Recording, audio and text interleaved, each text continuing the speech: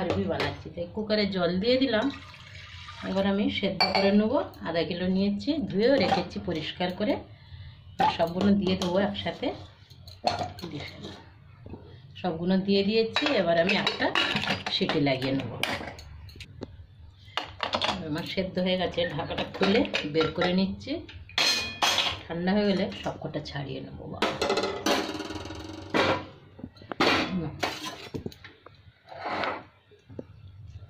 কড়া বসিয়ে দিচ্ছি, কড়াই তেল দিয়ে দিলাম, সাদা তেল। এবার এক এক করে আমি গোটা মশলা দিয়ে দেবো। তেলটা বেশি দিয়েছি। এবার আমি গোটা মশলা দিয়ে দিলাম, একটু মৌরি দিলাম, একটু গোটা ধনে, এটা 1 চামচ হামানদস্তি ফেটে নিয়েছি, একটুখানি গোটা জিরে একটু দিলাম, কালো সর্ষে একটু দিলাম, আজওয়ান একটু, কালো জিরে দিয়ে দিলাম। এবার আমার হয়ে গেছে ভাজা। এবার আমি আলুগুলো তুলে দিলাম।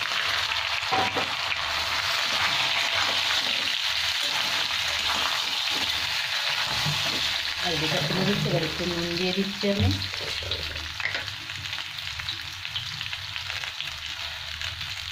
নুনটা দিয়ে দিলাম। সেদ্ধ করার সময় একটু নুন দিয়েছিলাম, এখন দিলাম অল্প। এবার আরেকটু মশলা আমি তৈরি করে নিচ্ছি এদিকে। এটা একটু ভাজা হতে থাকবে।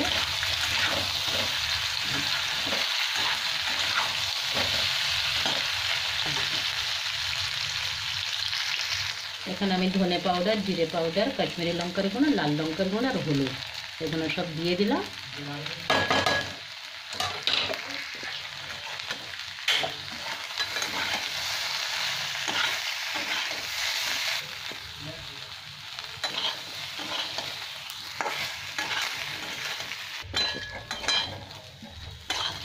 আর 2 মিনিট এরকম নাড়াচাড়া করে লাগিয়ে নেব। সেদ্ধ আরবি তো, মশলাগুলো খুব ভালো লেগে গেছে, ভাজাও হয়ে গেছে একদম।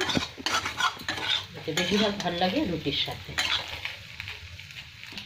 আপনাদের যদি ভিডিওটা ভালো লাগে তাহলে অবশ্যই লাইক, সাবস্ক্রাইব, কমেন্ট, শেয়ার অবশ্যই করবেন। ধন্যবাদ।